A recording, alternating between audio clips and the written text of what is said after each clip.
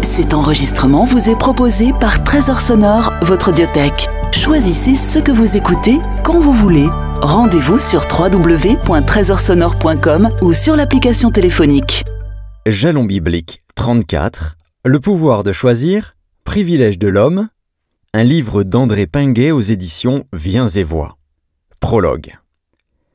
En terminant l'écriture du dernier jalon biblique intitulé « Le poids de l'influence », je pressentais que le thème était plus ou moins lié à la notion de choix. Pour m'en assurer, je viens de le consulter à nouveau. Effectivement, certains passages relient assez clairement le domaine du choix à celui de l'influence.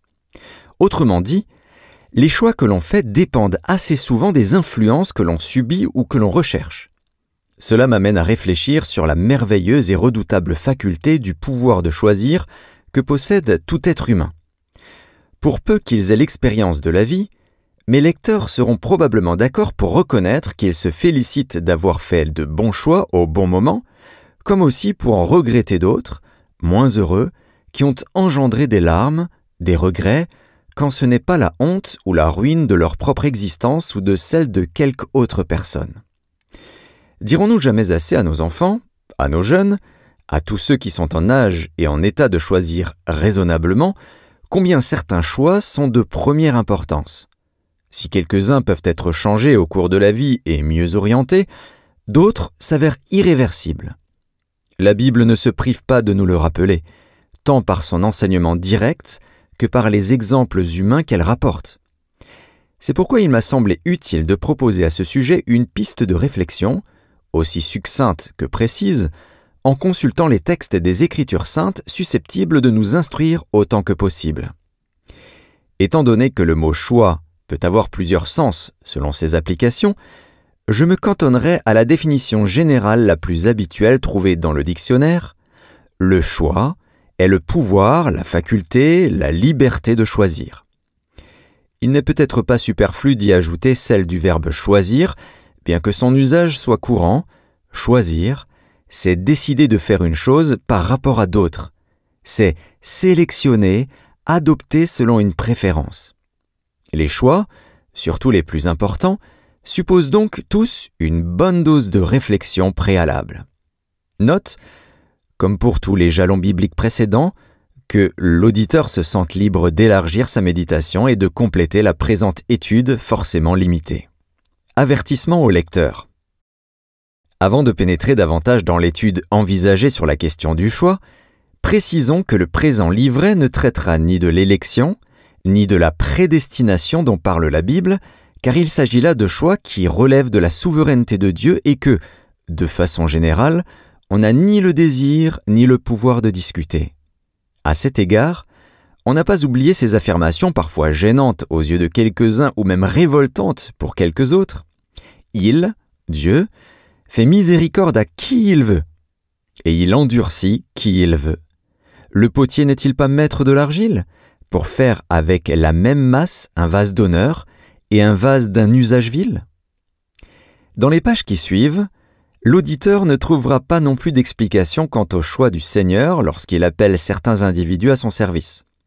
Contentons-nous simplement de ce qui est écrit, par exemple, il, Jésus, monta sur la montagne. Il appela ceux qu'il voulut, et ils vinrent auprès de lui. Il en établit 12 pour les avoir avec lui et les envoyer prêcher. On peut ajouter à cela qu'il leur rappellera un peu plus tard « Ce n'est pas vous qui m'avez choisi, mais moi, je vous ai choisi et je vous ai établi, afin que vous alliez et que vous portiez du fruit et que votre fruit demeure. » Voilà, c'est le Maître qui décide et tout est bien ainsi. Et dans l'hypothèse où nous, qui que nous soyons, ne serions pas d'accord avec les choix de Dieu anciens ou actuels, l'apôtre Paul prévient « Ô homme, qui es-tu pour contester avec Dieu ?»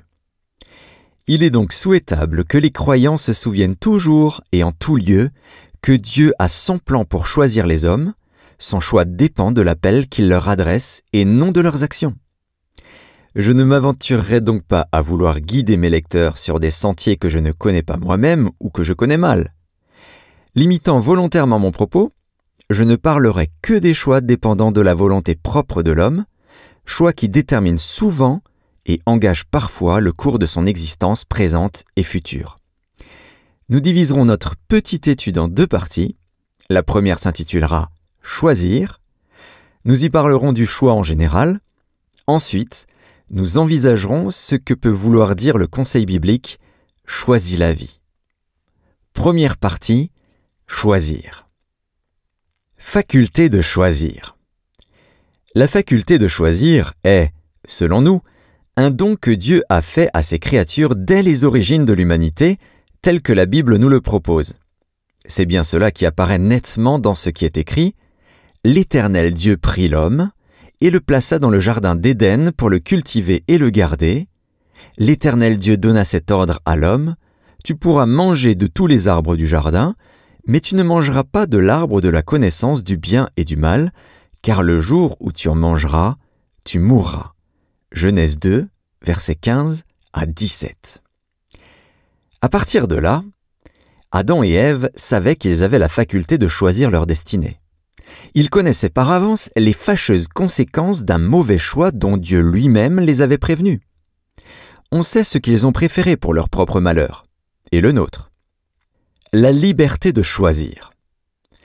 À travers ces premiers versets de la Bible, on discerne déjà que la faculté de choisir est une chose magnifique et redoutable.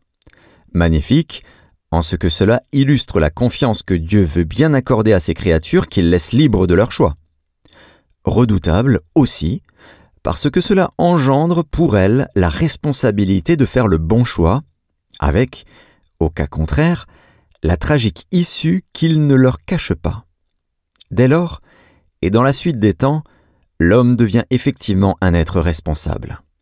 Lorsque plus tard, au soir de sa vie, Moïse s'adressera au peuple hébreu, il leur décrira avec beaucoup d'insistance et de précision les bienfaits et les malédictions qu'ils auront en conséquence de leur choix.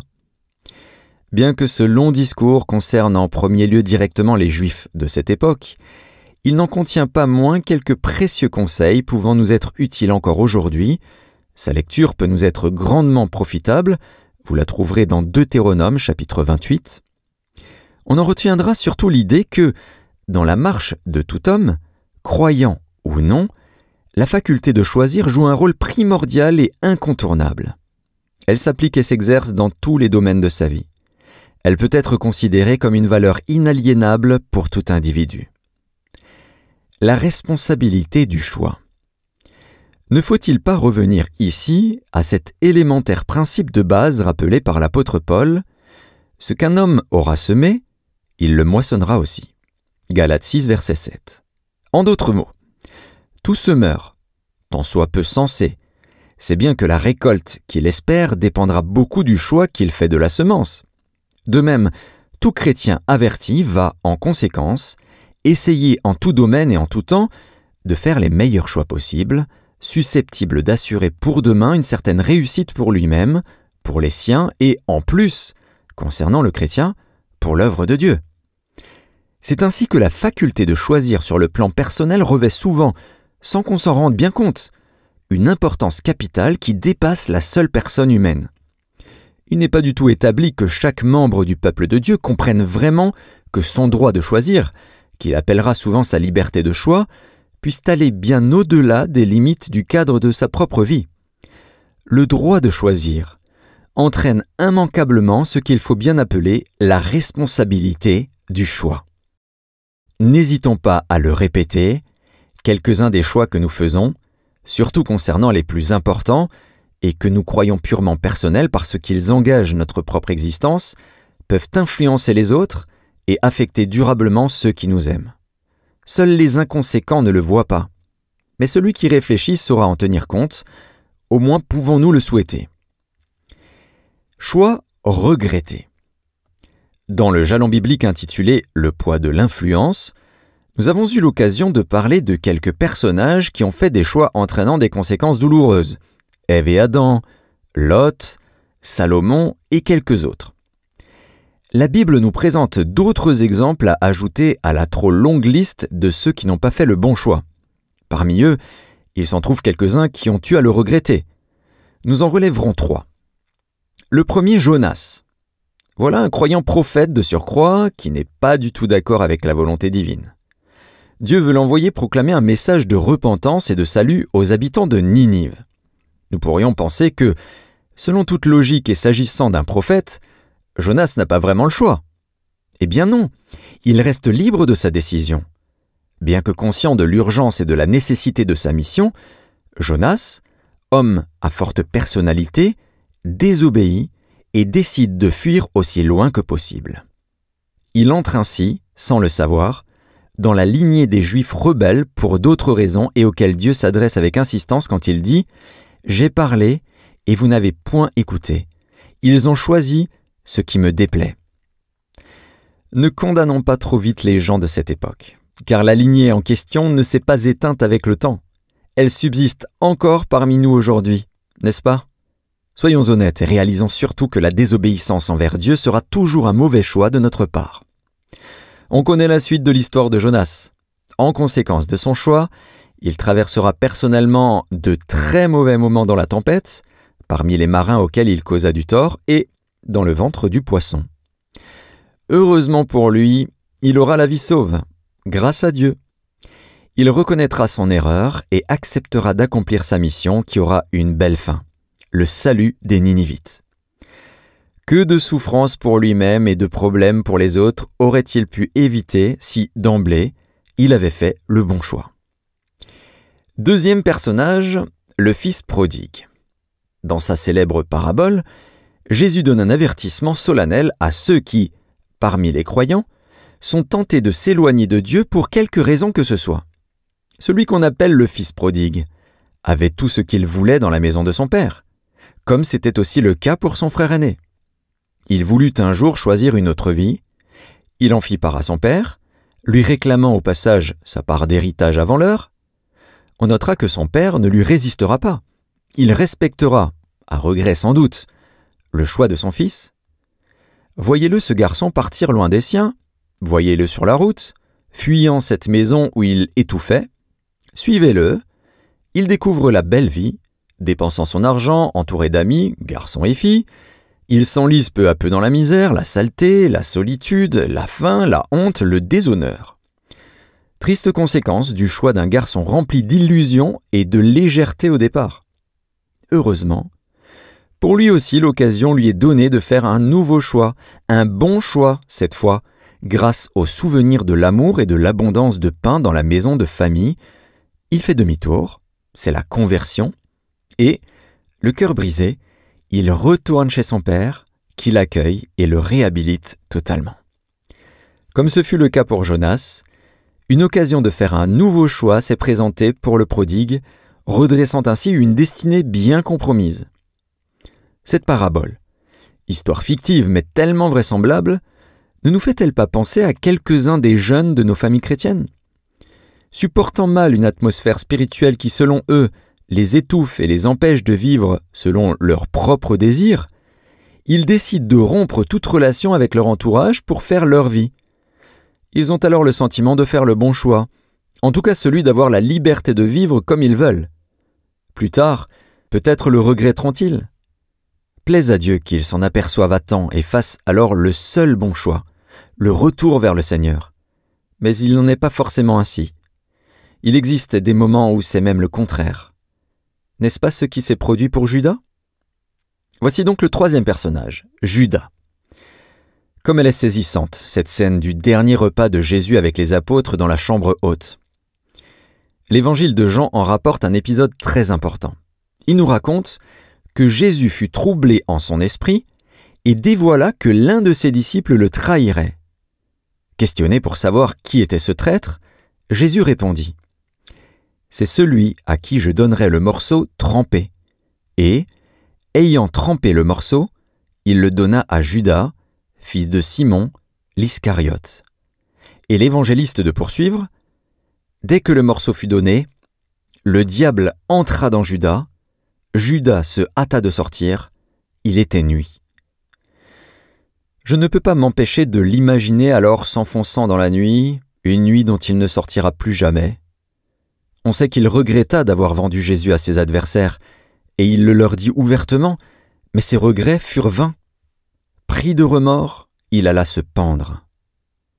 L'apôtre Pierre précisera qu'à l'occasion de son suicide, Judas est tombé, s'est rompu par le milieu du corps, et toutes ses entrailles se sont répandues, et que la chose a été si connue de tous les habitants de Jérusalem que ce chant a été appelé dans leur langue Akeldama, c'est-à-dire chant du sang. Quelle fin macabre et quelle tragédie s'agissant d'un apôtre de Jésus. Le plus terrible est peut-être ce jugement sans appel que Jésus prononce sur lui. Malheur à l'homme par qui le Fils de l'homme est livré, mieux vaudrait pour cet homme qu'il ne fût pas né. Comment Judas en est-il arrivé là ? Selon toute vraisemblance, c'est à cause d'un mauvais choix. Bien que pauvre, il aimait l'argent. Comment le sait-on ? On se souvient de l'épisode où une femme Marie répandit sur les pieds de Jésus un parfum de grand prix, et si l'on n'est pas très étonné de lire alors un de ses disciples, Judas Iscariote, fils de Simon, celui qui devait le livrer, dit « Pourquoi n'a-t-on pas vendu ce parfum 300 deniers pour le donner aux pauvres ?» On est tout de même surpris d'entendre la remarque faite à son sujet. Il, Judas, disait cela non qu'il se mit en peine des pauvres, mais parce qu'il était voleur et que, tenant la bourse, il prenait ce qu'on y mettait. Oui, Judas aimait l'argent. En faut-il une autre preuve ? La voici, et c'est la plus lamentable. Alors l'un des 12 appelé Judas Iscariote alla vers les principaux sacrificateurs et dit « Que voulez-vous me donner ? Et je vous le livrerai. » Et ils lui payèrent 30 pièces d'argent. Depuis ce moment, il cherchait une occasion favorable pour livrer Jésus. C'est à retrouver dans Matthieu 26, les versets 14 à 16. Dieu ou Mammon ? Ah, l'attrait de l'argent. Comme il est puissant, insidieux. Tout l'Évangile nous met sans cesse en garde contre le danger de se laisser corrompre par la cupidité qui est, selon l'apôtre Paul, une idolâtrie. C'est pourquoi Jésus prévient ses disciples et leur demande, là encore, de faire le bon choix quand il leur dit notamment « Nul ne peut servir de maître, car ou il haïra l'un et aimera l'autre, ou il s'attachera à l'un et méprisera l'autre. Vous ne pouvez servir Dieu et Mammon. » En voulant à la fois servir Jésus et Mammon, Judas a fait un très mauvais choix.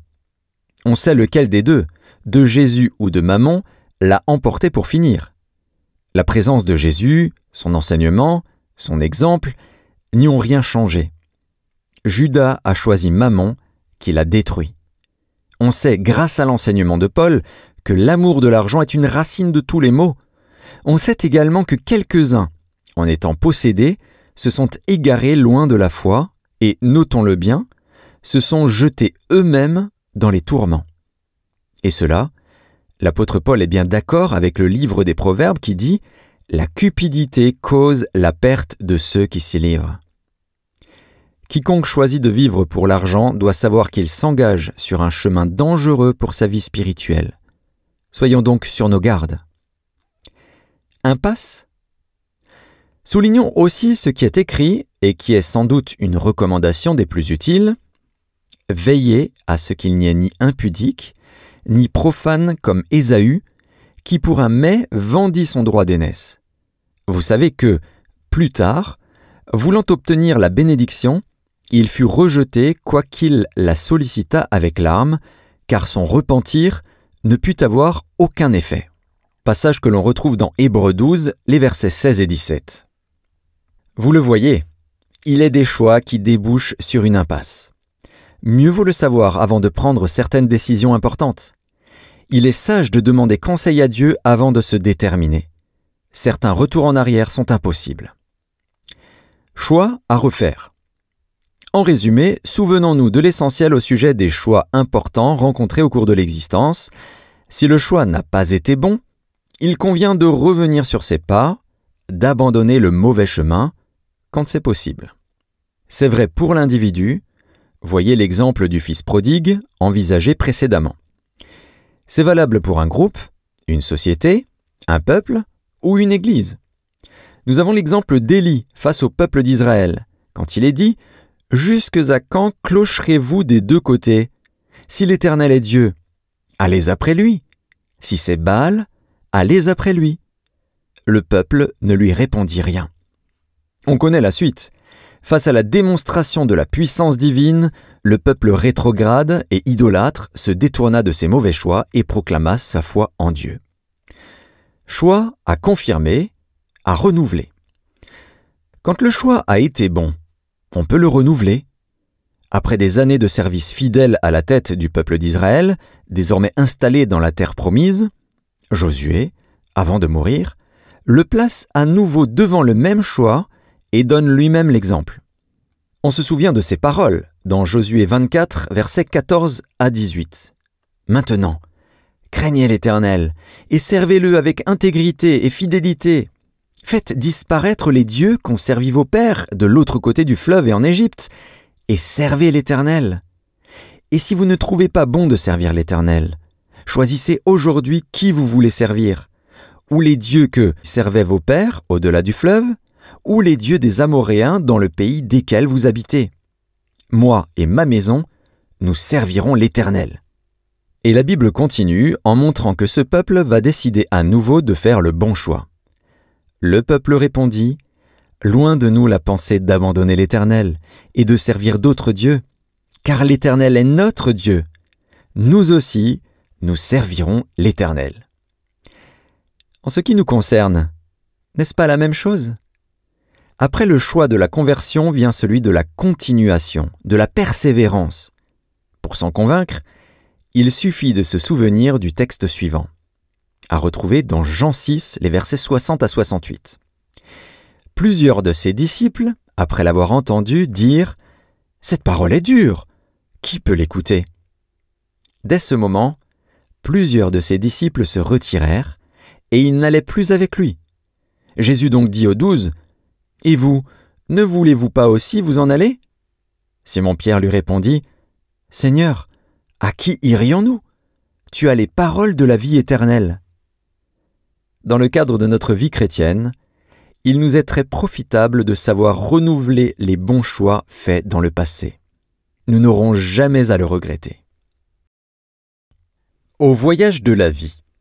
De nos jours, on voyage beaucoup plus et plus facilement qu'autrefois. Les déplacements sont fréquents, beaucoup d'individus rêvent de beaux et grands voyages. On sait bien que chacun d'eux implique généralement un départ, un itinéraire, des étapes et une arrivée. On s'applique, quand c'est possible, à le préparer sérieusement. On s'efforce de tout prévoir, mais par définition, l'imprévisible ne peut pas être prévu. L'actualité pourrait en fournir des exemples plus ou moins dramatiques. De trop nombreux départs vécus dans une grande joie se terminent dans la souffrance et les larmes. Heureusement, tous les voyages ne se terminent pas par des drames. Carrefour. La vie des hommes a été parfois comparée, non sans raison, à un voyage plus ou moins long, plus ou moins agréable, plus ou moins tranquille, plus ou moins réussi, selon les temps et les circonstances. En disant cela, je ne pense pas à ces voyages organisés, vécus en groupe, où tout est préparé, programmé dans les moindres détails et au cours desquels le voyageur n'a qu'à se laisser guider. J'ai plutôt en tête ces déplacements privés, où la responsabilité du voyageur lui-même est directement mise à contribution. Cette responsabilité a un rôle important. Disons qu'elle est mise en avant, lorsqu'on arrive à un carrefour, à un embranchement, à une bifurcation. Il est évident qu'au cours de l'existence, l'individu rencontre beaucoup de carrefours devant lesquels il doit choisir sa route, c'est-à-dire parfois sa destinée en tout ou partie. Il est alors semblable à un voyageur qui ne connaît pas la région et reste perplexe devant la direction à prendre. J'ai connu assez souvent ces moments de perplexité. Il m'est arrivé de me trouver, à pied ou en voiture, sur un chemin de campagne ou sur des routes secondaires sans aucune signalisation géographique. Arrivé à tel croisement, devais-je prendre à droite ou à gauche? J'ai parfois choisi au hasard, au risque de me tromper ou de devoir faire demi-tour. En d'autres occasions, sur de grands axes routiers, j'ai été confronté à des carrefours avec des giratoires impressionnants ou d'immenses échangeurs annoncés par des panneaux comportant toutes sortes d'indications. Compte tenu de la densité de la circulation, on n'a pas alors trop de temps pour décider de la direction à choisir. Résultat, on tourne un peu en rond sans l'avoir vraiment voulu, Si vous avez été confronté à ce genre de situation, vous pouvez tout à fait comprendre ce qu'on peut en déduire s'agissant des choix à faire dans la vie pratique.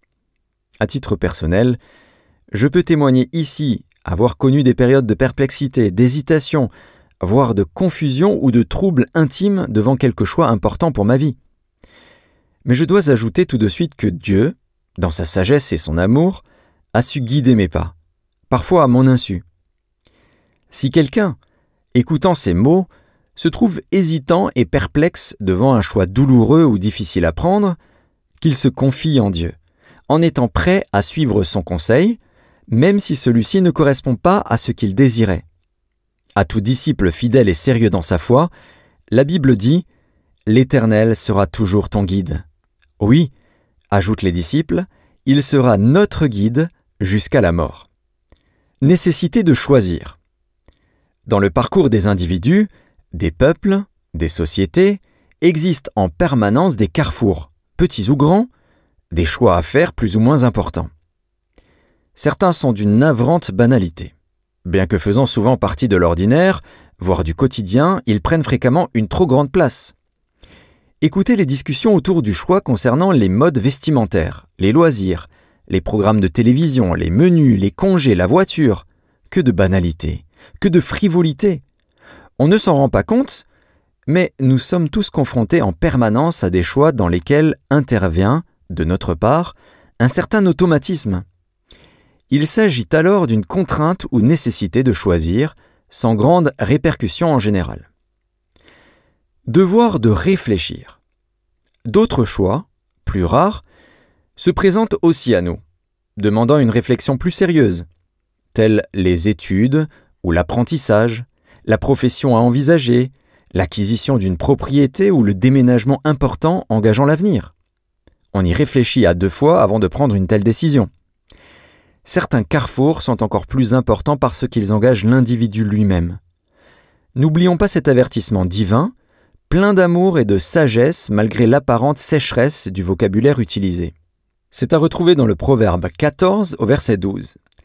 « Telle voie paraît droite à un homme, mais son issue, c'est la voie de la mort. » Ah, comme il vaut la peine d'écouter les conseils, surtout ceux venant de Dieu, avant d'emprunter tel ou tel chemin qui correspond, peut-être trop, au désir de notre cœur. Choix majeur déterminant. Concernant les choix déterminants, je pense à 2 d'entre eux qui touchent à 2 domaines fondamentaux de la vie. D'abord le choix du conjoint qui orientera souvent la vie familiale future. Je ne développerai pas cet aspect traité dans un jalon biblique déjà paru avec le titre « Le cercle familial ». Ensuite, je pense à ce qu'on pourrait appeler le choix de la foi, c'est-à-dire le choix de la vie spirituelle et morale qu'on veut mener. Ce point sera développé un peu plus loin dans la 2e partie du présent livret. La Bible raconte qu'à une certaine époque de l'histoire des Juifs, les routes étaient abandonnées et ceux qui voyageaient prenaient des chemins détournés. Pour se rendre à la ville sainte, Jérusalem, à l'occasion de pèlerinages, ils couraient le risque de se perdre, à moins de connaître l'itinéraire par cœur, tels des pisteurs chevronnés. N'en est-il pas de même en notre génération ? Au plan moral et spirituel, les vieilles routes de la foi, de la spiritualité évangélique, de la morale chrétienne sont de plus en plus abandonnées, délaissées ou brouillées. Il ne serait pas surprenant que certains croyants soient désorientés et trouvent difficilement la bonne direction pour leur vie. Jusque dans les églises dites chrétiennes, quelques-uns s'interrogent parfois sur les points fondamentaux de doctrine et de comportement. Ils me font penser à ces Juifs qui se lamentaient devant la ruine de la maison de l'Éternel. Quand ils disaient, au psaume 74, les versets 2 à 9, « Souviens-toi de la montagne de Sion où tu faisais ta résidence. Porte tes pas vers les lieux constamment dévastés. L'ennemi a tout ravagé dans le sanctuaire. Tes adversaires ont rugi au milieu de ton temple. Ils ont établi pour signe leur signe. On les a vus pareils à celui qui lève la cognée dans une épaisse forêt, et bientôt ils ont brisé toutes les sculptures à coups de hache et de marteau. Ils ont mis le feu à ton sanctuaire. Ils ont abattu, profané la demeure de ton nom. Ils disaient en leur cœur, « Traitons-les tous avec violence. » Ils ont brûlé dans le pays tous les lieux saints. nous ne voyons plus nos signes. Qu'on se rassure.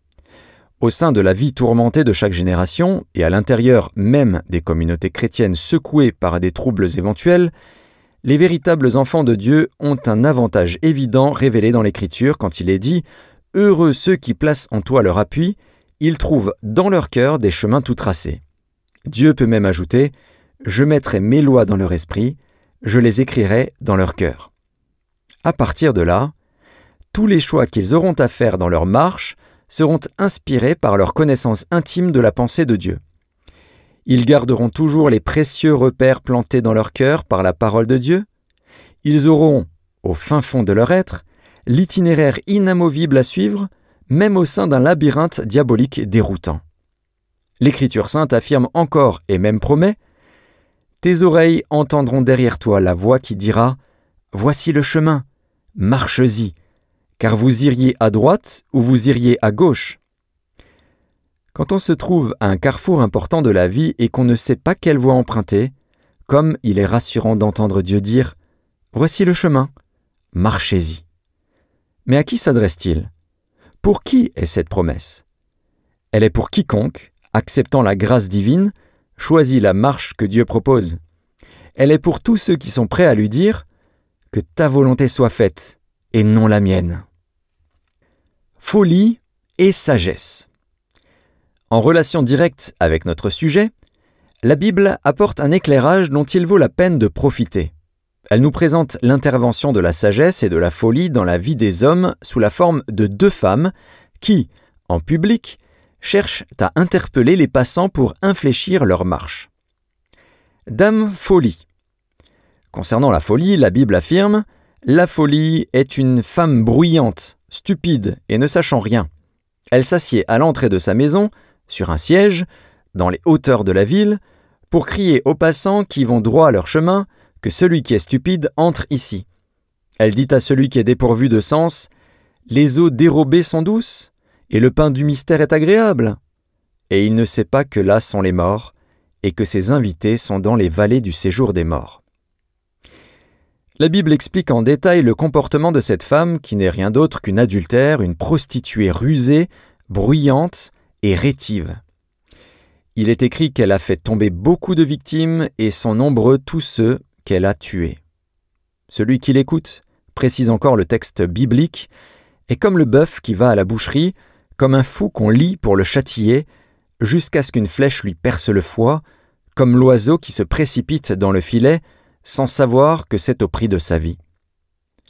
Quel lendemain tragique se prépare pour eux-mêmes ceux qui choisissent d'écouter Dame Folie.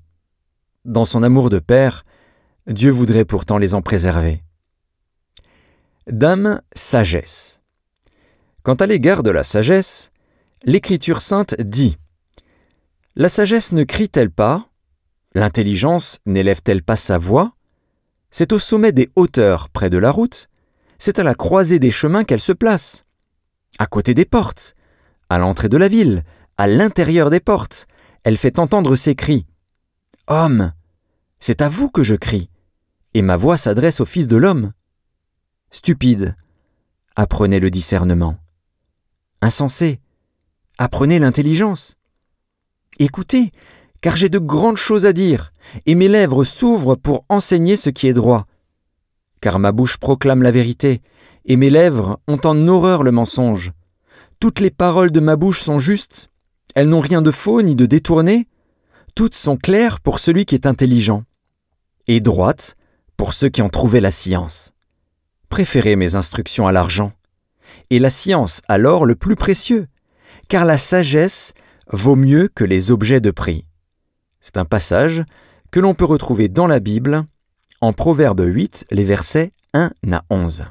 Une note de la Bible dite à la colombe explique « La sagesse est personnifiée par une femme, une prophétesse, qui s'adresse à tous, en public, pour faire entendre son appel. Comme c'est le cas pour la folie, elle cherche à attirer l'attention des passants dans le but d'infléchir leur comportement et pour qu'ils avancent dans la bonne direction. Elle crie en des lieux très divers, pour ne pas dire partout où elle peut faire entendre ses recommandations, en public, en privé, en haut lieu, au plan personnel ou collectif.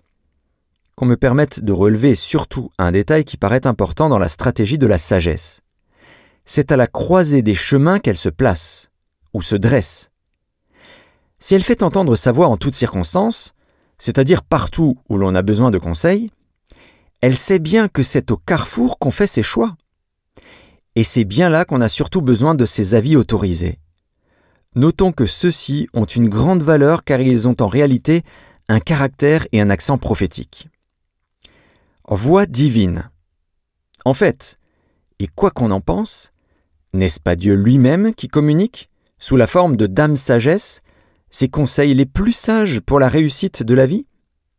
Ah, puissions-nous toujours, surtout à la croisée des chemins, écouter sa voix. Quelqu'un rétorquera ici « Mais je n'ai pas cette sagesse ». À cela, la Bible répond calmement.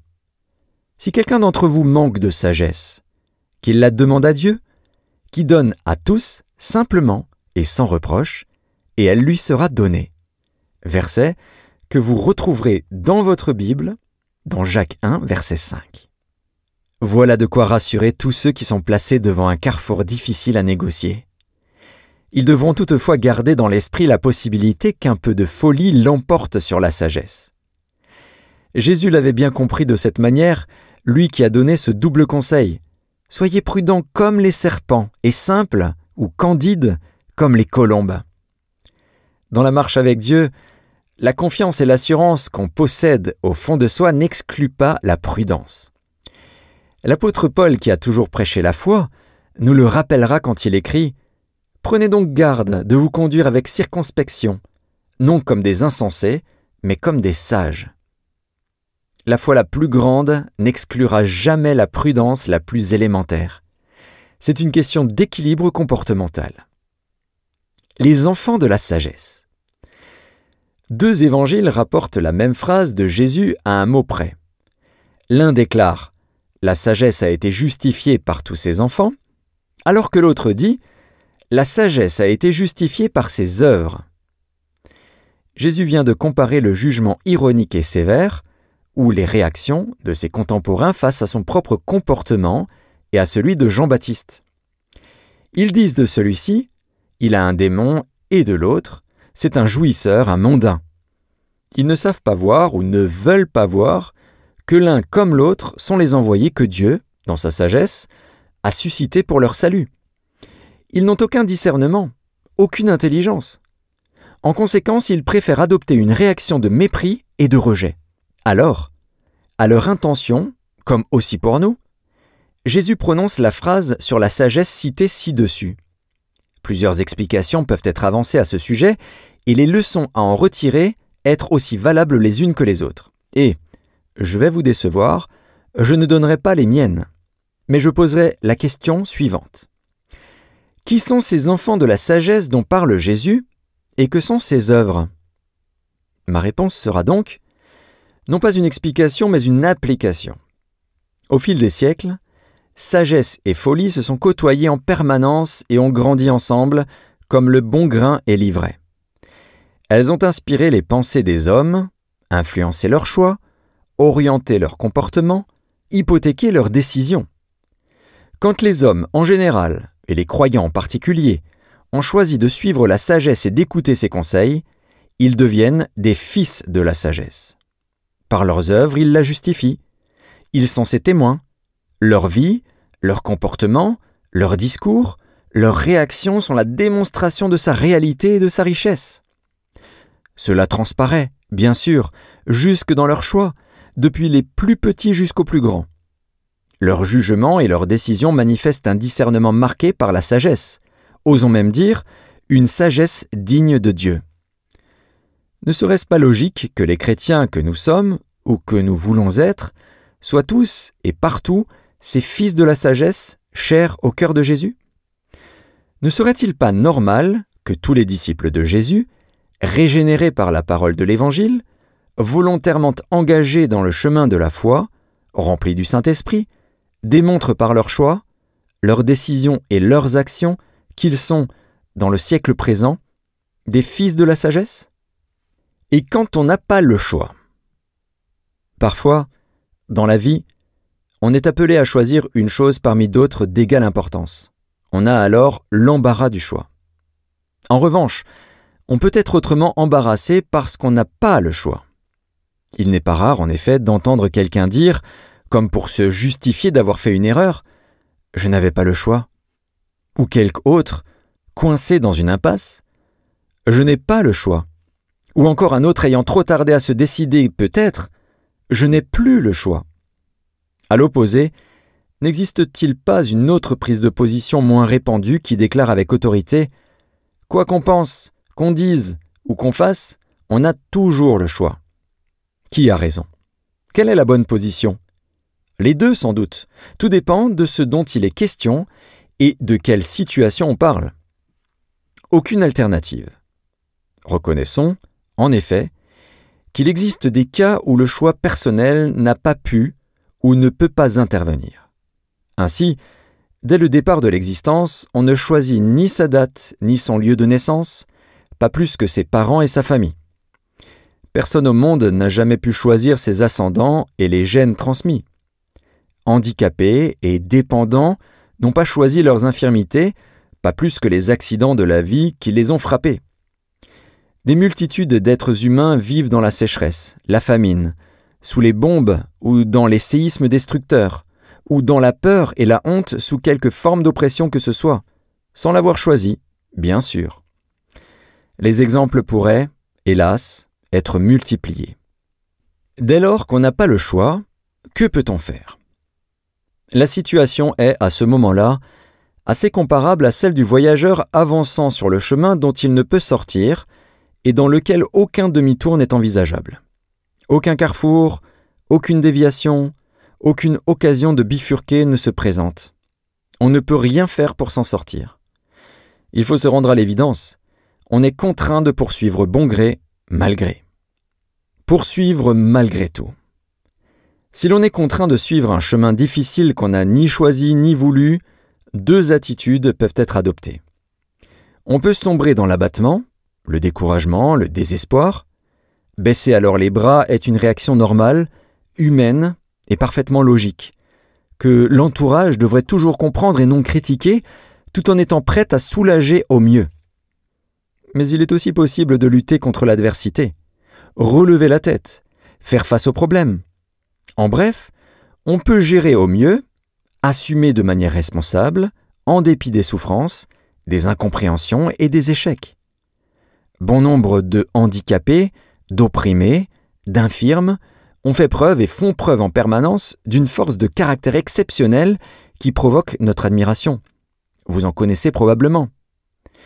Cela revient à dire que même lorsque dans certains domaines, il n'y a pas ou plus de choix possible, qu'on ne peut absolument rien changer à telle ou telle situation, il reste un choix décisif sur le plan mental. Combattre ou se laisser couler. Espérer ou, à l'extrême, maudire. Job et sa femme en sont une illustration parlante. Ce couple est frappé de plein fouet sous plusieurs angles. Tous deux perdent successivement tous leurs biens et tous leurs enfants. Lui sera douloureusement atteint dans sa santé, alors elle se révolte et dit à son mari « Tu demeures ferme dans ton intégrité, maudis Dieu et meurs !» Prisonnière d'une situation qu'ils n'ont pas cherchée, incapable de s'en échapper, elle craque. Comme on dit de nos jours, elle n'accepte pas, elle se révolte et accuse Dieu. Job, de son côté, dans un premier temps, choisit une autre attitude que la Bible décrit avec réalisme. Alors Job se leva, déchira son manteau et se rasa la tête. Puis, se jetant par terre, il se prosterna et dit « Je suis sorti nu du sein de ma mère, et nu je retournerai dans le sein de la terre. L'Éternel a donné, et l'Éternel a ôté. Que le nom de l'Éternel soit béni. En tout cela, Job ne pécha point et n'attribua rien d'injuste à Dieu. » Et dans un deuxième temps, il s'adresse à sa femme en termes empreints d'une certaine sévérité et d'un grand respect à l'égard de Dieu. « Tu parles comme une femme insensée. Quoi ? Nous recevons de Dieu le bien et nous ne recevrions pas aussi le mal ?» Et la Bible ajoute à nouveau cette réflexion rassurante. « En tout cela, Job ne pécha pas par ses lèvres. Plus tard, alors qu'il poursuit son chemin de souffrance sans en connaître la raison, il déclarera, malgré ses récriminations et les critiques dont il est l'objet, « Je sais que mon Rédempteur est vivant, et qu'il se lèvera le dernier sur la terre. Quand ma peau sera détruite, il se lèvera. Quand je n'aurai plus de chair, je verrai Dieu. Je le verrai, et il me sera favorable. Mes yeux le verront, et non ceux d'un autre. Mon âme languit d'attente au-dedans de moi. » Dans ce difficile et inévitable chemin de tourmente et de douleur qui leur était commun, Job et sa femme n'ont pas fait le même choix. On sait à présent lequel était le bon. Alors que tout disciple de Jésus peut connaître, à tout moment, un chemin de souffrance qu'il est forcé de suivre, il a lui aussi le choix entre l'attitude de Job et celle de sa femme. La confiance ou la révolte. Et, ne l'oublions pas, il a toujours la possibilité de faire appel à son maître, de lui faire connaître son besoin avec la certitude qu'il peut le soutenir, le fortifier dans son combat et, bien sûr, le délivrer, fût-ce au moyen d'un miracle. Le choix de l'enfant de Dieu se trouve facilité, si j'ose dire, dans la mesure où il a, dans son cœur, une double conviction. Il sait, d'une part, que rien n'est impossible à Dieu, et que tout est possible à celui qui croit. Et d'autre part, que toute chose concourt au bien de ceux qui aiment Dieu, de ceux qui sont appelés selon son dessein, comme nous le rappelle la Bible dans Luc 1, verset 37. Demi-tour possible.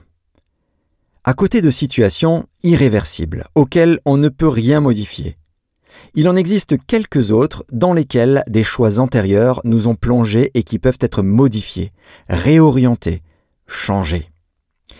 Le demi-tour s'impose si le voyageur est dans une impasse et réalise qu'il ne pourra pas poursuivre sa route. Force lui est de constater que ses choix précédents n'étaient pas les bons. Il lui faut alors faire preuve d'humilité et de courage. Le retour en arrière est inévitable. N'est-ce pas l'expérience du fils prodigue dont nous avons parlé précédemment? Rappelons-nous ce que Jésus dit au sujet de ce jeune homme de bonne famille tombé dans la débauche et la misère. Il alla se mettre au service d'un des habitants du pays, qui l'envoya dans ses champs garder les pourceaux. Il aurait bien voulu se rassasier des carouges que mangeaient les pourceaux, mais personne ne lui en donnait. Quelle honte pour un juif d'en arriver là.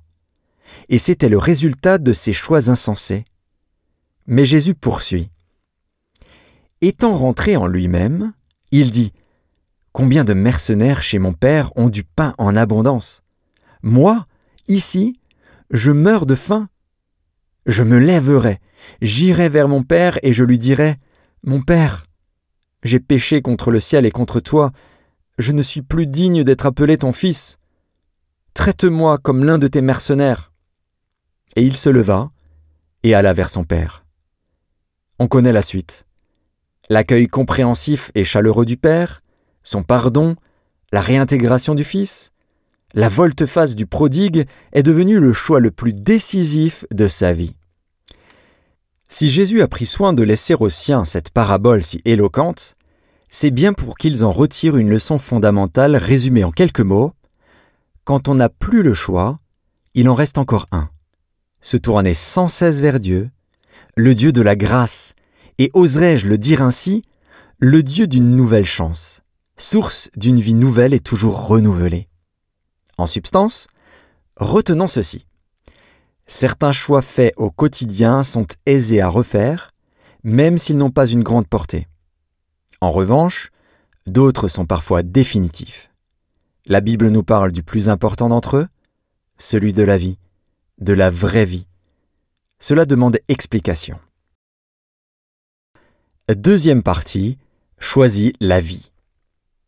Dans le Deutéronome, Moïse a expliqué beaucoup de choses à Israël, comme un vrai père le ferait pour ses enfants en vue d'un avenir réussi. Parvenu au terme de ses recommandations et de ses mises en garde, il propose le choix suivant. « Je mets devant toi la vie et le bien, la mort et le mal. J'ai mis devant toi la vie et la mort, la bénédiction et la malédiction. Choisis la vie, afin que tu vives. » Choisis la vie, N'est-ce pas une évidence? A-t-on besoin de le conseiller? Qui a envie de choisir la mort en dehors des cas désespérés? Généralement, on choisit de vivre. N'est-ce pas le cas du malade qui lutte énergiquement contre la maladie et la mort? N'est-ce pas aussi le cas de quiconque combat pour sa survie dans les moments les plus tragiques de son existence? N'est-ce pas, sur un tout autre plan, le cas du fils prodigue dans la parabole de Jésus? Vivre signifie alors surtout jouir de l'existence, profiter de la vie, faire ce qu'on veut. Mais quand Dieu dit « choisis la vie afin de vivre », c'est tout à fait autre chose, et nous allons essayer de le comprendre. Relevons auparavant la relation entre les mots utilisés et comment ils sont associés dans le choix proposé. D'un côté, il y a la vie, le bien, la bénédiction. De l'autre, la mort, le mal et la malédiction. Choisir la vie, c'est choisir le bien, la bénédiction. Et inversement, choisir le bien et la bénédiction, c'est choisir la vie. Tel proverbe biblique le déclare nettement. La vie est dans le chemin de la justice, c'est-à-dire dans la voie du bien. Le même raisonnement peut s'appliquer à la mort, au mal et à la malédiction. Choisir l'un, c'est choisir les autres. Cela nous amène à concevoir ce que peut vouloir dire ici le terme « vie » au regard de Dieu. Cette vie n'est pas la simple existence ni l'opposé de la mort physique. Vivre, au sens habituel et matériel du terme, est aussi bien l'apanage des plantes et des bêtes que celui des hommes. Mais quand l'apôtre Paul dit « Pour moi, vivre, c'est Christ » ou « Christ est ma vie », on comprend clairement qu'il parle d'autre chose que de la simple existence. Il s'agit d'une vie spirituelle, intérieure, fruit de l'action de l'Esprit de Dieu. Une vie à laquelle on naît par la foi et la régénération du cœur par l'Évangile. Une vie qui anime déjà tout chrétien authentique et donne à son cœur assurance et sérénité. Une vie qui oriente ses pensées, ses décisions et son existence tout entière. Une vie qui se manifeste par l'amour, la foi et la sainteté et qui amène à un bonheur actuel durable et éternel. Dieu a toujours le même désir de voir ses enfants réussir leur existence. Ce qu'il disait aux Juifs de l'Ancien Testament, il le répète aux hommes d'aujourd'hui. Choisis la vie afin de vivre. Il ne s'agit pas d'un slogan, mais d'un programme. Pour nous qui avons le privilège de vivre encore dans ce que la Bible appelle le temps de la grâce, l'invitation divine prend une connotation particulière et bienveillante. Nous allons en envisager les conditions essentielles et incontournables, de façon simple et claire, afin que le choix de chacun soit facilité et sans ambiguïté. Que doit-on faire aujourd'hui de façon pratique pour choisir la vie? La réponse tient en 3 points que nous allons développer. Choisir la vie, c'est premièrement découvrir la source de la vie. Deuxièmement, entendre l'appel à la vie. Troisièmement, suivre le chemin de la vie. Premièrement donc, découvrir la source de la vie. Si, au temps de l'Ancien Testament, choisir la vie consistait à se comporter fidèlement selon la loi de Moïse, la venue de Jésus, le Fils de Dieu, donne désormais à cette expression un éclairage nouveau. Jésus, source de vie. Quand l'apôtre Pierre délivre une de ses premières prédications, il présente Jésus comme étant le prince de vie. Ici, le mot « prince » ne signifie pas banalement « fils d'un roi ». Selon certains commentateurs, il s'agit d'un titre christologique qui paraît archaïque et qui pourrait être traduit par « auteur », « maître »,« chef »,« originateur », c'est-à-dire « source de vie ». Jésus est le chef qui conduit les siens à la vie, qui leur communique la vie qui lui appartient. Voyez-le, à travers les évangiles, parcourir en tous sens la terre de Palestine. Il guérit les maladies, délivre les infirmes, ressuscite les morts, nourrit les affamés. En d'autres mots, il est semeur de vie, y compris au sens physique. Écoutez-le aussi, par sa parole il communique la foi, suscite l'espérance, fait triompher l'amour. Il annonce le royaume de Dieu de manière vivante qui force l'attention. Les malheureux et les pauvres sont réconfortés par la bonne nouvelle qui sort de sa bouche. Il est ici, autant qu'ailleurs, un semeur de vie spirituelle et éternelle. contemplez-le sur la croix où il meurt à cause de nos péchés. N'hésitons pas à dire que là, plus qu'ailleurs, il est le prince de la vie. Grâce à sa mort expiatoire, oh le mystère d'amour, Jésus devient, pour tous les hommes de tous les temps, source de pardon, de réconciliation avec Dieu et de vie nouvelle.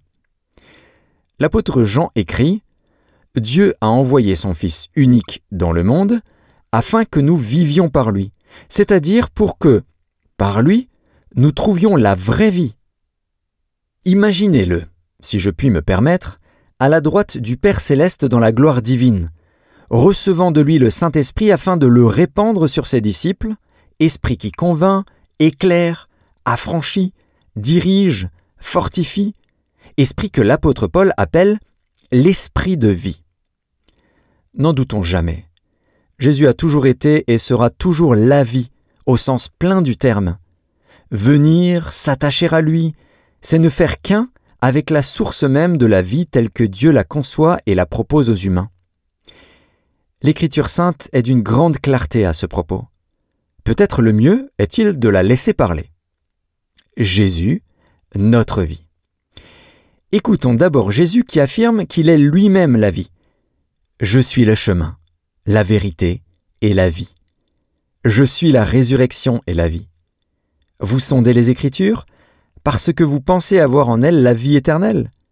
Ce sont elles qui rendent témoignage de moi. Et vous ne voulez pas venir à moi pour avoir la vie? Vous trouverez ces passages en Jean 14, verset 6, 11, verset 25 et 5, verset 39 et 40. Écoutons-le encore lorsqu'il conseille la foi qui mène à la vraie vie. Comme le Père ressuscite les morts et donne la vie, ainsi le Fils donne la vie à qui il veut. En vérité, je vous le dis, celui qui écoute ma parole et qui croit à celui qui m'a envoyé a la vie éternelle et ne vient point en jugement, mais il est passé de la mort à la vie. De son côté, Jean-Baptiste confirme cette pensée quand il déclare « Celui qui croit au Fils a la vie éternelle. Celui qui ne croit pas au Fils ne verra point la vie, mais la colère de Dieu demeure sur lui. » À son tour, dans sa première lettre, l'apôtre Jean éclaire et rassure les chrétiens dans un langage de grande clarté. Dieu nous a donné la vie éternelle, et cette vie est dans son Fils. Celui qui a le Fils a la vie. Celui qui n'a pas le Fils de Dieu n'a pas la vie. Je vous ai écrit ces choses, afin que vous sachiez que vous avez la vie éternelle, vous qui croyez au nom du Fils de Dieu. Et qui, parmi les lecteurs de la Bible, pourrait ignorer encore ce cri de louange de l'apôtre Paul, déjà cité en partie, cri rempli de foi et d'espérance. « Christ est ma vie » ou « Pour moi, vivre c'est Christ » et « La mort m'est un gain ». Combien de fidèles disciples de Jésus peuvent, de nos jours, s'emparer de ces paroles avec vérité, parce qu'eux aussi ont choisi la vie. Choisir la vie consiste donc, en premier lieu, à découvrir et à choisir la bonne source, la meilleure source. Choisir la vie, c'est venir se placer sous la bonne influence et la protection du prince de la vie. Choisir la vie, c'est décider de croire en Jésus, Fils unique de Dieu, Sauveur et Seigneur, seul capable de nous arracher à la mort spirituelle, à la mort éternelle. Tout cela demande des éclaircissements. Deuxièmement, entendre l'appel de la vie. Ne trouvez-vous pas poignant cet appel que Dieu adresse au peuple d'Israël par l'intermédiaire du prophète Ézéchiel? Ce que je désire, est-ce que le méchant meure? Dit le Seigneur, l'Éternel. N'est-ce pas qu'il change de conduite et qu'il vive? On y découvre les accents d'un père plein d'amour, soucieux de l'avenir de son enfant. Qu'il vive, s'écrie-t-il. Qu'il vive de la vraie et bonne vie. Qu'il vive comme le souhaite son père pour lui et ses descendants. Qu'il vive de cette vie qui le rendra heureux et utile. Mais Dieu constate qu'en l'occurrence, ce n'est pas le cas du méchant auquel il s'adresse. Et c'est pourquoi il lui demande de changer de conduite, s'il veut connaître la vraie vie. Il va même insister sur ce point en renouvelant et en développant son appel, insistant beaucoup en précisant les choses, utilisant pour cela des termes nets et précis qui ne laissent place à aucune équivoque. Vous retrouverez ça en Ézéchiel 18, les versets 30 à 32. « Revenez et détournez-vous de toutes vos transgressions, afin que l'iniquité ne cause pas votre ruine. Rejetez loin de vous toutes les transgressions par lesquelles vous avez péché. Faites-vous un cœur nouveau et un esprit nouveau. Pourquoi mourriez-vous, maison d'Israël? Car je ne désire pas la mort de celui qui meurt, dit le Seigneur, l'Éternel. Convertissez-vous donc, et vous vivrez. » Cet appel à la vie passe par l'appel à la conversion, ou, dit autrement, l'invitation divine à se convertir introduit l'homme qui l'accepte dans le chemin de la vie véritable. On l'a donc compris. Se convertir ne consiste pas à changer de religion. Selon l'enseignement biblique, se convertir, c'est changer de manière de vivre, en se détournant du mal pour se tourner vers Dieu. C'est abandonner l'indifférence et l'incrédulité pour accepter de croire simplement. C'est changer de cœur et de mentalité. Il s'agit là, en fait, de l'intervention de la grâce divine dans la vie de quiconque rencontre Jésus et l'accepte comme sauveur. L'apôtre Pierre explique très bien cela quand il écrit « Vous avez été rachetés de la vaine manière de vivre que vous aviez héritée de vos pères. Sans avoir tous été des voleurs, des criminels, de grands délinquants, reconnaissons que nous avons hérité d'un mode de vie futile. Cette façon de vivre est vaine, c'est-à-dire qu'elle ne mène à rien, par opposition au don de la vie éternelle. Ce n'est pas pour rien que le message de la repentance a été proclamé avec insistance par Jean-Baptiste, par Jésus et par les apôtres du vivant de leur Maître et après sa résurrection. Car, quand il est accepté, il amène directement au pardon de Dieu, accordé désormais aux repentants grâce au sang précieux de Jésus, l'agneau de Dieu, et à un changement de manière de vivre. C'est cela la conversion. S'adressant aux chrétiens de la région d'Éphèse, l'apôtre Paul tient à leur rappeler dans quel état morbide ils se trouvaient inconsciemment, comme tous les humains, avant de découvrir la grâce du pardon et de la nouvelle vie. Il leur écrit ainsi : « Vous étiez morts par vos offenses et vos péchés, dans lesquels vous marchiez autrefois selon le train de ce monde. Nous tous aussi, nous étions de leur nombre, et nous vivions autrefois selon les convoitises de notre chair et de nos pensées, et nous étions par nature des enfants de colère, comme les autres. Mais Dieu, qui est riche en miséricorde, à cause du grand amour dont il nous a aimés, nous qui étions morts par nos offenses, nous a rendus à la vie avec Christ. C'est par grâce que vous êtes sauvés. » Un passage à retrouver dans votre Bible, en Éphésiens 2, les versets 1 à 10. Ce texte lumineux parle de lui-même et n'appelle pas d'explication complémentaire. Il confirme, si besoin était, l'expression employée par Jésus, passer de la mort à la vie. Nous devons savoir que le péché nous tue spirituellement. C'est un poison mortel pour la vie de notre âme. C'est l'aiguillon de la mort. Le sincère retour vers Dieu nous permet de retrouver la vie. Là encore, nous pouvons illustrer cette vérité par l'expérience du fils prodigue. Lorsque celui-ci revient brisé et repentant, son père, en le serrant dans ses bras, s'exclame avec joie « Mon fils était mort, et il est revenu à la vie. » Telle est et sera toujours l'attitude du Père céleste. Telle est et sera toujours sa joie devant la décision de ses fils de se tourner à nouveau vers lui dans la repentance, car à ses yeux, ils reviennent alors réellement à la vie. Tout cela constitue, de fait, une nouvelle naissance, une renaissance d'ordre miraculeux, une régénération profonde opérée par le Saint-Esprit et la parole de Dieu. Accepter de renaître sur ce plan-là, c'est devenir une nouvelle créature. C'est effectivement choisir la vie afin de vivre. Troisièmement, suivre le chemin de la vie. Comme nous l'avons déjà dit, c'est Moïse qui a lancé cet appel « Choisis la vie ». Il l'a fait dans un contexte particulier. Pour le découvrir, faisons un peu d'histoire. Après avoir été délivrés de l'esclavage en Égypte, les Hébreux ont parcouru le désert pendant 40 ans. Après bien des péripéties, ils sont maintenant arrivés aux portes de Canaan, le pays promis. Ils vont pénétrer dans le territoire habité par des peuplades païennes, aux croyances diverses, aux mœurs opposées aux leurs et condamnées par la loi de Dieu.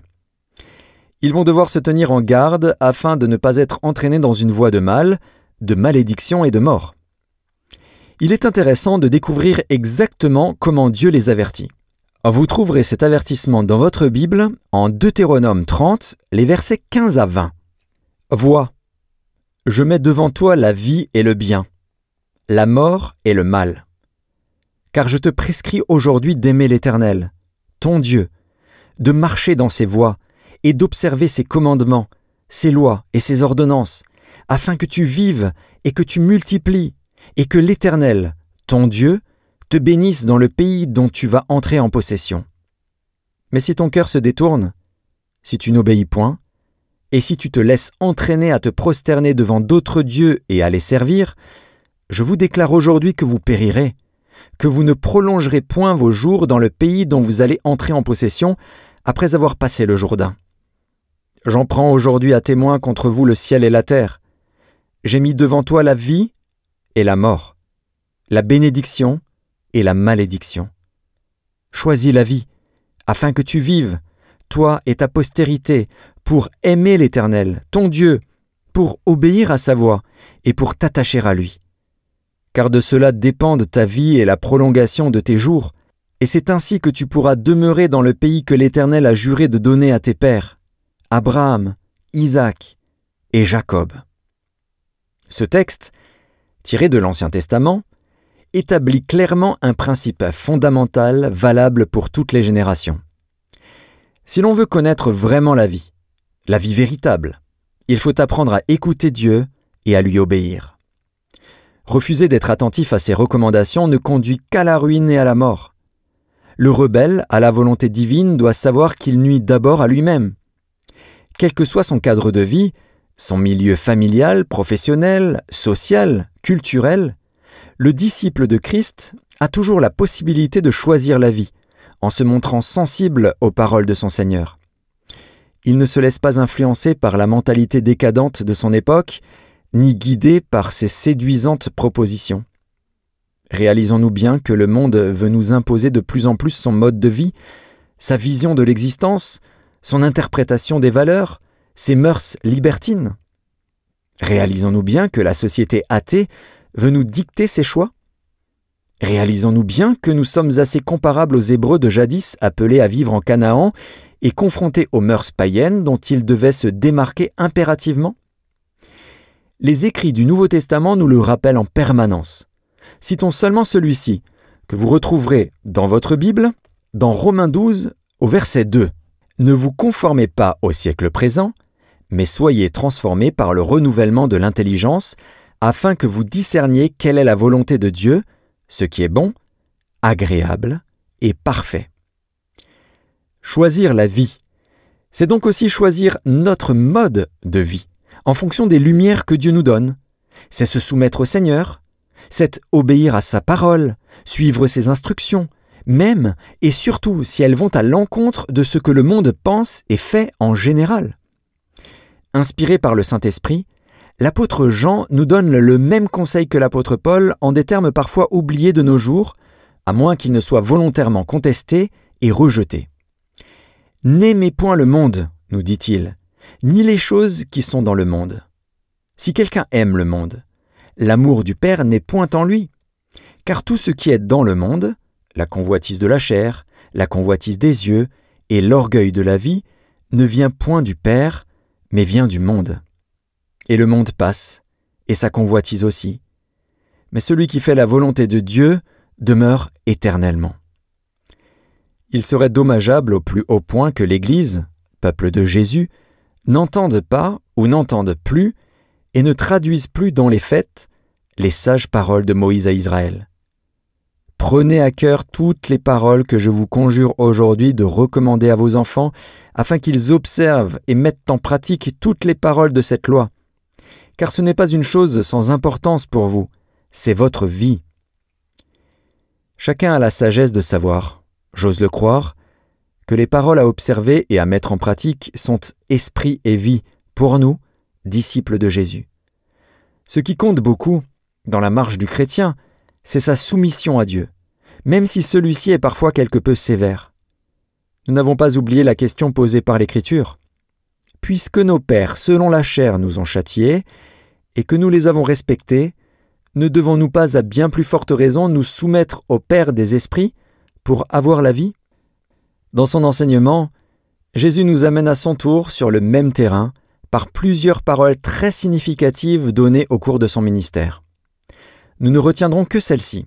« Je suis venu afin que les brebis aient la vie et qu'elles l'aient en abondance. Mes brebis entendent ma voix, je les connais et elles me suivent. Je leur donne la vie éternelle. » Texte à retrouver en Jean 10, verset 10 et versets 26 et 28. On notera que le divin berger accorde la vie éternelle, une vie de qualité divine, aux brebis qui le suivent et qui entendent sa voix. Il s'agit donc bien de chrétiens qui marchent avec lui, avec sérieux et fidélité, et qui sont attentifs à ses enseignements.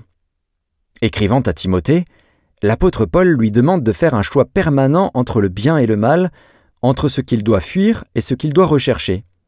Il commence par lui dire « Pour toi, homme de Dieu, fuis ces choses. » Quelles étaient ces choses que Timothée devait fuir ? Ce sont celles citées auparavant, à savoir entre autres les fausses doctrines, les questions oiseuses, les disputes de mots et ce qu'elles entraînent, l'amour de l'argent. L'apôtre poursuit en écrivant « Recherche la justice, la piété, la foi, la charité, la patience, la douceur. Combat le bon combat de la foi. » Et il ajoute alors « Saisis la vie éternelle à laquelle tu as été appelé. » N'êtes-vous pas interpellé, voire étonné, d'entendre l'apôtre recommander à un chrétien, un serviteur de Dieu, de saisir la vie éternelle ? Timothée ne l'aurait-il pas saisi depuis sa conversion et son baptême public ? Certes. Alors, comment comprendre l'expression « saisis la vie éternelle » ? Comme l'apôtre Paul vient de dire à Timothée « combat le bon combat de la foi », il enchaîne en lui précisant que ce combat débouche et débouchera effectivement sur la vie éternelle. Cela explique pourquoi certains traducteurs disent non pas « saisis » mais « conquiert » ou « empare-toi ».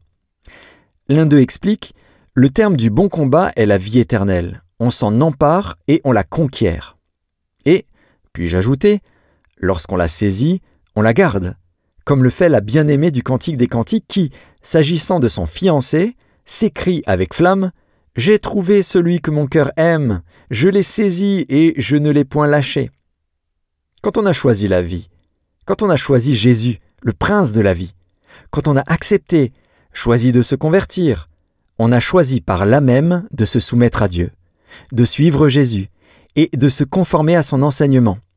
Le chrétien peut donc dire à son tour « J'ai choisi la vie et je ne veux plus la lâcher. » C'est ce que le jeune homme riche n'a pas accepté de faire. Voilà un croyant sincère, pratiquant sérieux, en recherche de vraie spiritualité qui demande à Jésus « Que dois-je faire pour avoir la vie éternelle ?» Dans la réponse de Jésus, nous relèverons un détail significatif.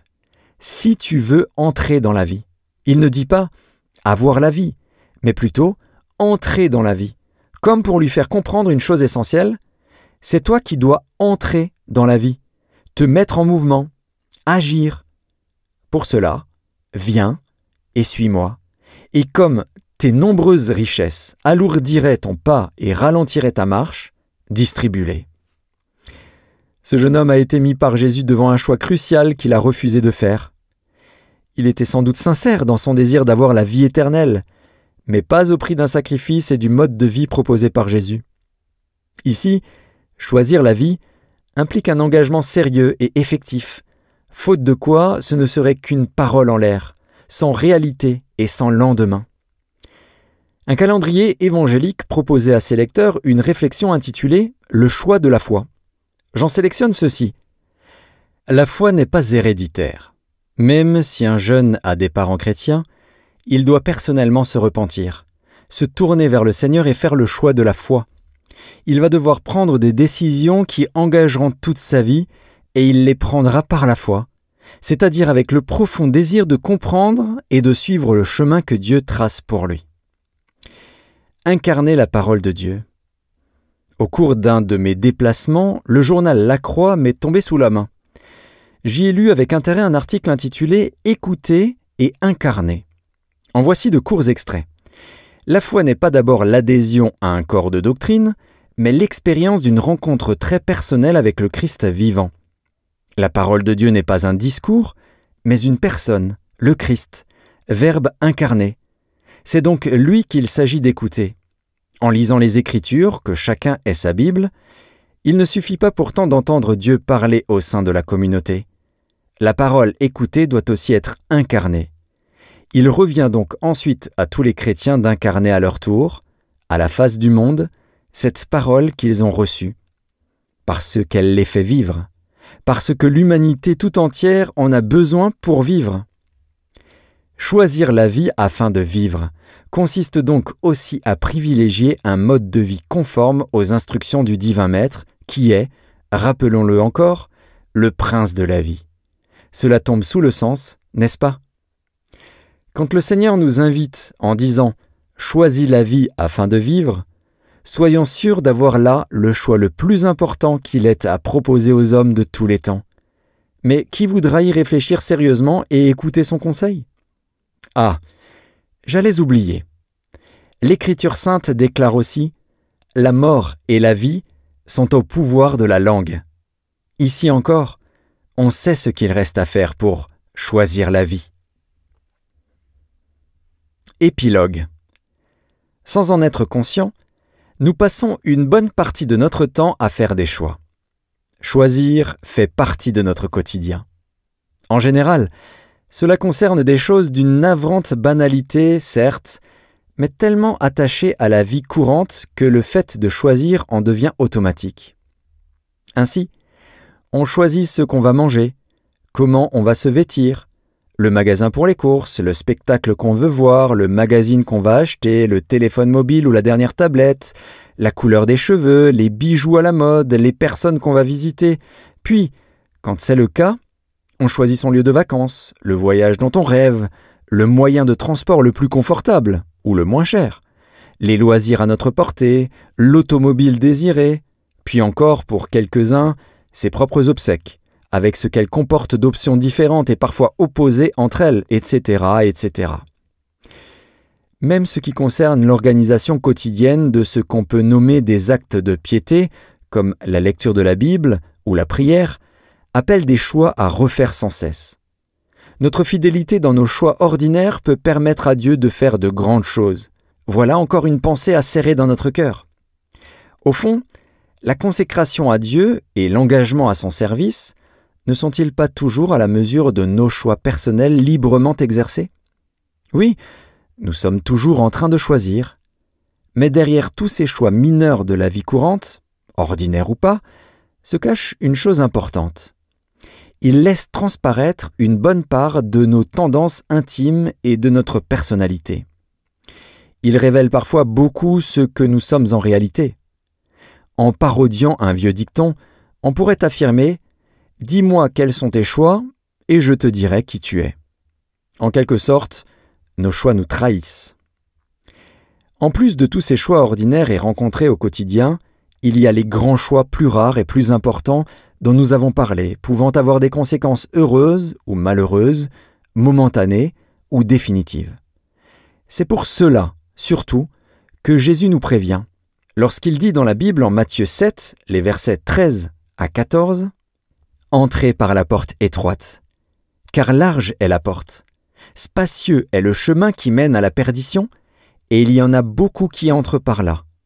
Mais étroite est la porte, resserrez le chemin qui mène à la vie, et il y en a peu qui les trouvent. » Le Maître ne nous propose-t-il pas ainsi de comprendre que tous ceux qui acceptent de passer par la porte étroite de la repentance, de la conversion et de la foi, doivent aussi accepter ensuite de suivre le chemin resserré, porte et chemin, précise-t-il, menant à la vie? Accepter de passer par la porte étroite et refuser de suivre le chemin resserré serait une erreur majeure que quelques chrétiens commettent pour leur propre malheur. En d'autres mots, la marche chrétienne est jalonnée, du début à la fin, de choix pas toujours faciles à renouveler et à confirmer en permanence tout au long de l'existence. On n'en finirait pas de citer les passages tirés de la Bible évoquant la nécessité de choisir si l'on voulait être complet. J'invite mes auditeurs à découvrir, dans les Saintes Écritures, ces appels divins parfois pathétiques, nous invitant tous, jeunes et vieux, à choisir en tout temps la lumière plutôt que les ténèbres, l'amour plutôt que le mépris ou la haine, la sainteté plutôt que le péché, l'obéissance plutôt que la contestation et l'insoumission, la fidélité plutôt que le laisser-aller, les choses d'en haut plutôt que celles d'en bas. Bref, la vie plutôt que la mort, Dieu plutôt que Satan. Sans doute est-ce là que se trouve le seul véritable dilemme, c'est-à-dire la mise en présence de deux propositions contraires qui s'excluent l'une l'autre, aucun compromis n'étant possible. D'où la nécessité et l'embarras pour l'individu qui serait contraint à une solution radicale. Mais à partir du moment où l'homme a le droit de choisir librement, il a, en même temps, le devoir d'assumer les conséquences de ses choix. En définitive, il appartient à chacun de tirer, pour lui-même et éventuellement pour son entourage, ses propres conclusions, celles qui lui paraîtront les plus à même de s'édifier avec d'autres dans la foi, l'amour et la paix. Jésus déclarait un jour « Marie a choisi la bonne part ». Puisse-t-il dire de même pour moi et pour vous, en toutes circonstances.